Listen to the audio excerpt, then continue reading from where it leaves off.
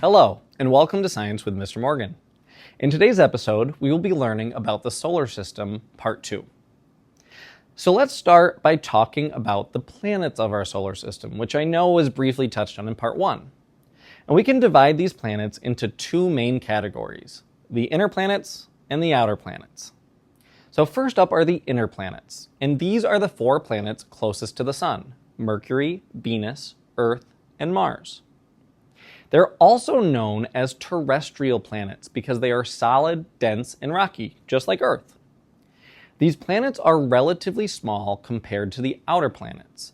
They have shorter orbits around the Sun because they're closer, and they spin more slowly. One interesting fact: Venus is the oddball of this group. It spins backwards compared to the other planets and has the slowest rotation of them all.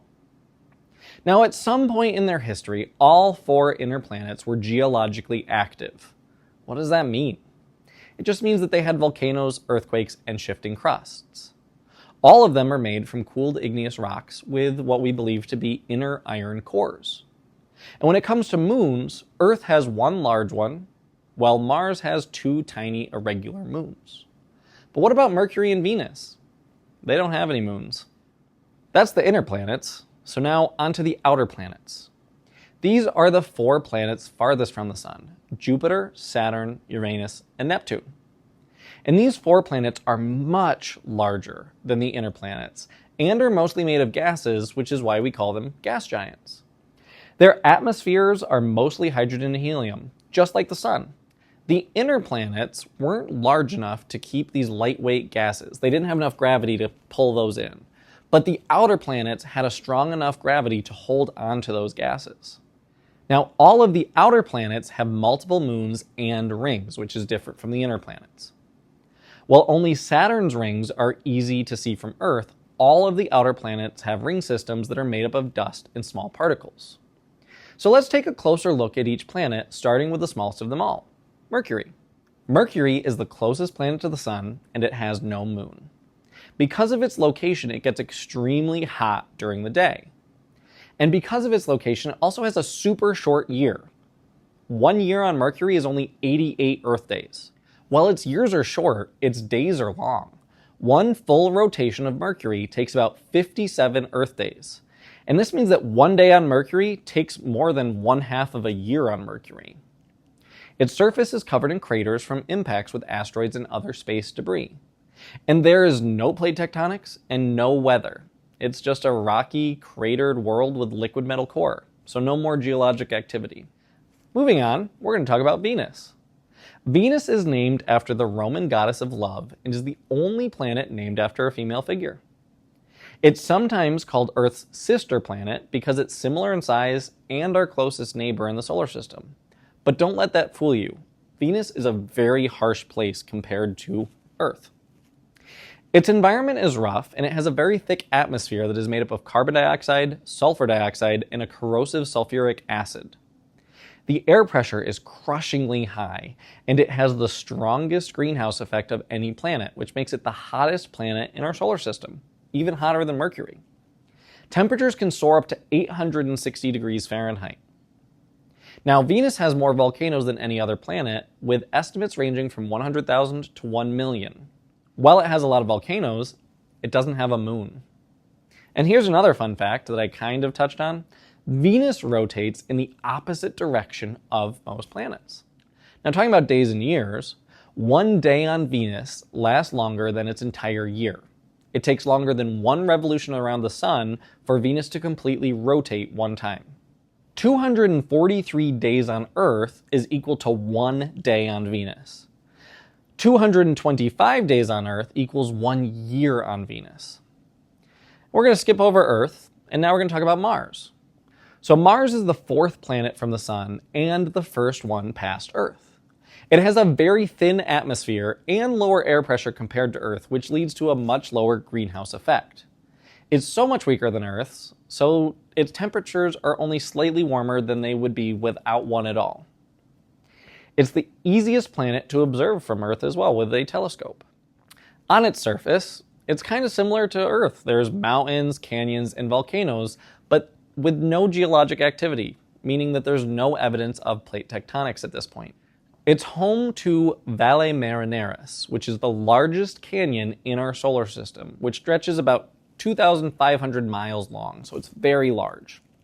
Olympus Mons, a shield volcano, is the tallest volcano, reaching nearly 3 times the height of Mount Everest. And Mars also has evidence of past water. The Mars rover has discovered signs of an ancient stream, and most of the planet's water is believed to be trapped as ice to this day.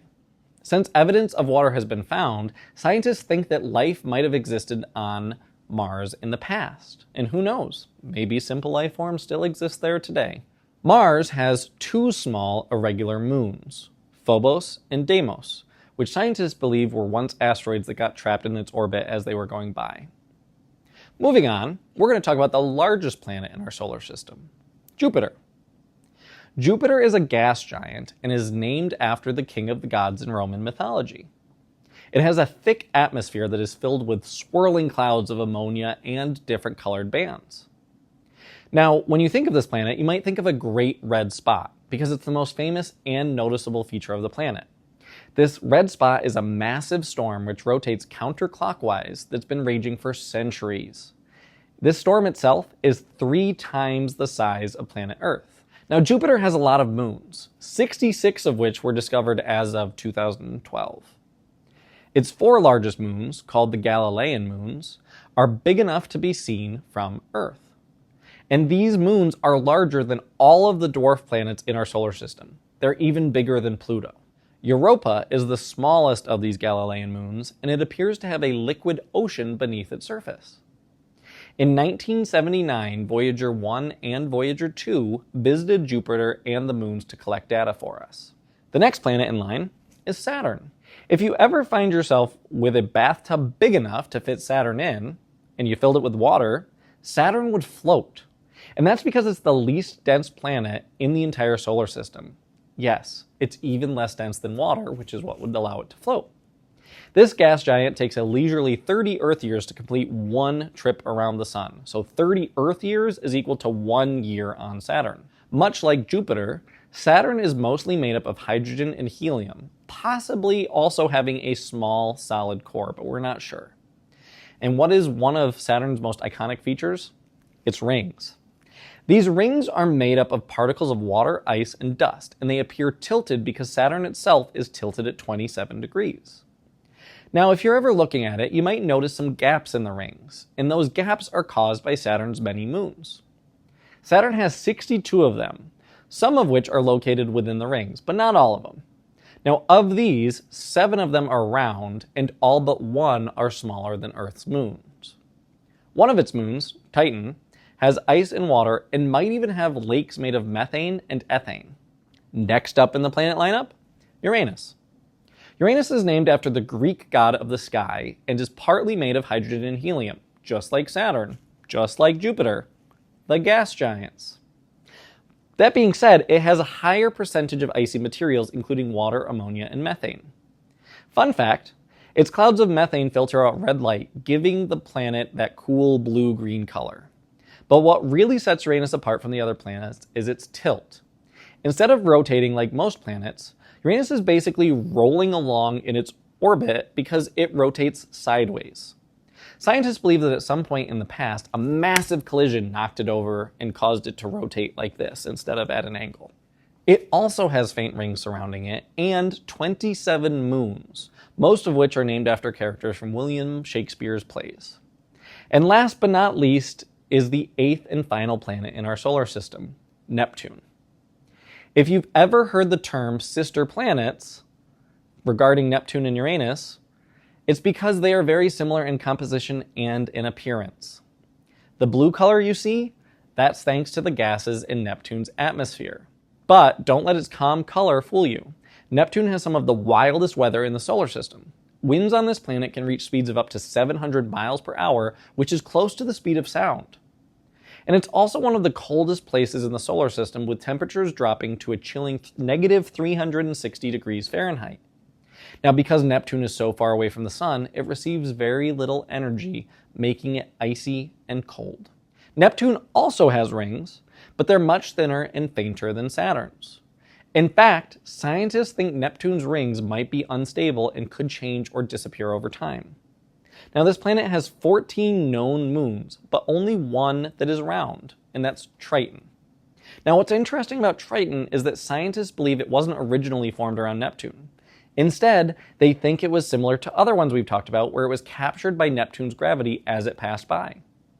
And that brings us to the end of today's lesson. Until next time.